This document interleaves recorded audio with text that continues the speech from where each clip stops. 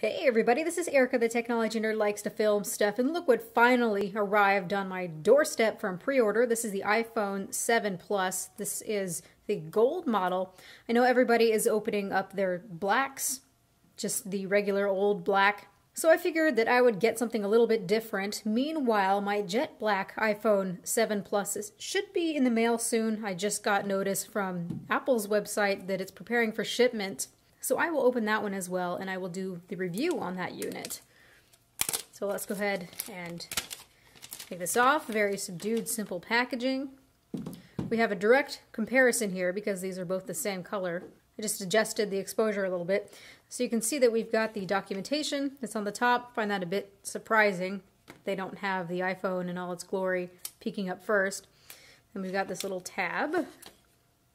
There's the phone here. You've got your brick, you've got your earbuds. Right here you've got your data sync cable, charging cable, lightning adapter, and also the lightning earbuds as well. Let's just go ahead and remove this. Ooh, I can hear that static cling feeling. And they always stick to me, always, always. Shoo! Ooh, so there you have the phone. That looks really quite nice. I thought that I wouldn't really like the appearance of this dual camera here, but it's not too bad actually.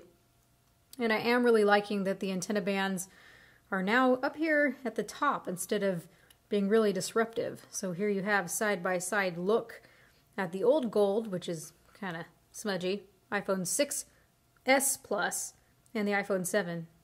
To my eyes, they seem to be about the same color. Yeah, I would say that these are the same color, looking very, very similar here. Maybe the font down here where it says iPhone is a little bit thicker.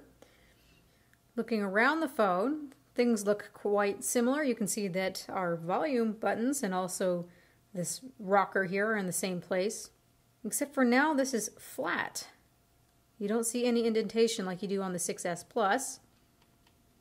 Looking at the top, you don't see anything. Looking at the right-hand side, everything seems to be in the same place, antenna bands included. SIM card tray, got our power button. Now at the bottom is where things are looking a little different here. Of course, everyone is seeing that the headphone jack is infamously gone. So you've got a speaker and probably just a microphone down here at the bottom. This is just meant to look uniform, to look nice. And then, of course, the lightning port. On the back, we've got those dual 12 megapixel cameras. One is the telephoto lens, and the other one is just the regular lens. And you've got your dual tone quad LED flash and a microphone. I'm actually quite a big fan of solid state buttons. They worry me less, they provide less anxiety for me. I've really been liking the trackpad so far on my little MacBook. After having things like the Nexus 6P or the OnePlus 3, or any other of those Android phones that have those solid-state buttons, I find the clicky buttons to be so last year. Also looking at you, Samsung. At nighttime, I'd be sitting in bed with my iPhone clicking, clicking, clicking away. And now you have some control over that haptic sound. Let's go ahead and turn this on. So just that haptic engine now, I think I'm really going to enjoy that. I've been hearing that it feels quite weird turning on the display. I'm hearing that the display is actually quite a bit warmer than what we have on the iPhone 6s Plus. So we'll see just how much warmer this looks. We'll be measuring the display. I'll be talking all about the wide gamut display and the calibration and what that means and what ends up looking wide gamut and what ends up looking just regular sRGB. I will explain all that in my full review, so you guys please stay tuned for that.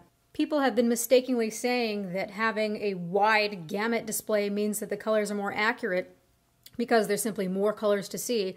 But what is understated and what needs to be said is that in order for a wide gamut display to look accurate, you need to have content that's meant for it. If you have content that's meant for a display like this that has sRGB as that color gamut and you put it on this display, all it does is stretch it out and oversaturate the colors so nothing looks right. It's got to be meant for a wide gamut display, encoded for a wide gamut display. And what's really nice here is that Apple is using color management, so we'll see how that works exactly. But if it takes an image that's meant for sRGB, it's going to map it properly. And what it means when it's mapped properly is it's just going to look like the regular iPhone. You shouldn't be able to tell the difference. So already I can feel that nice Taptic engine. Let's go ahead and set up Wi-Fi. Alright, so I put in the Wi-Fi password, got it set up a little bit, and I can see already that this is a bit cooler, quite a bit cooler than the whites that we have on the iPhone 7.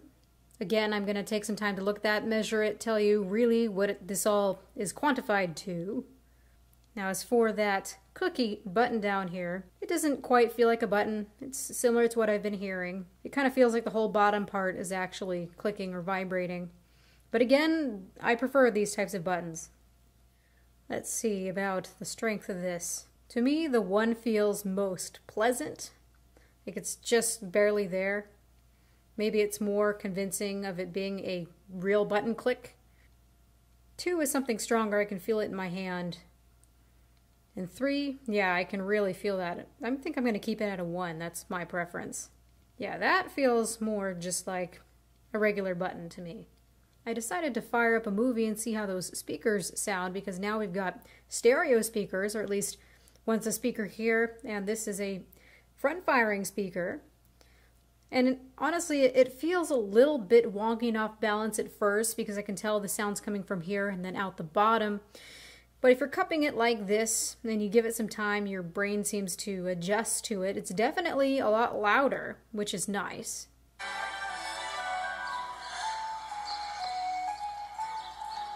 The effect is just a little bit weird, and I would have preferred just regular stereo front-firing speakers.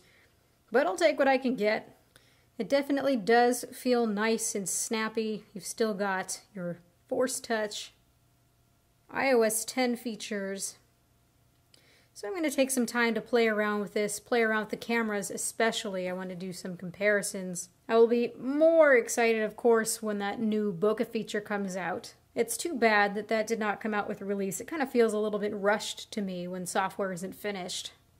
I'd really be curious to hear what your guys' opinions are with this. For me, it's a nice upgrade. I think it's more of a nice upgrade from something like the iPhone 6, but if I have the 6S, I don't really know if I would upgrade unless I'm really needing that water resistancy, which is really great, of course, to have.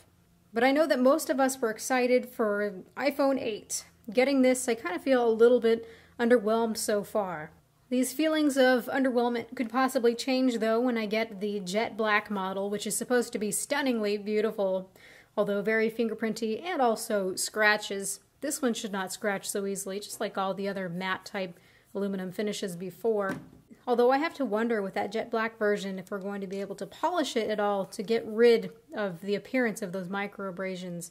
So I'll keep an eye out for that. I'll make another unboxing when that comes in. This is all I want to say for now. So this has been Erica, the Technology Nerd, likes to film stuff. Please rate, comment, and subscribe.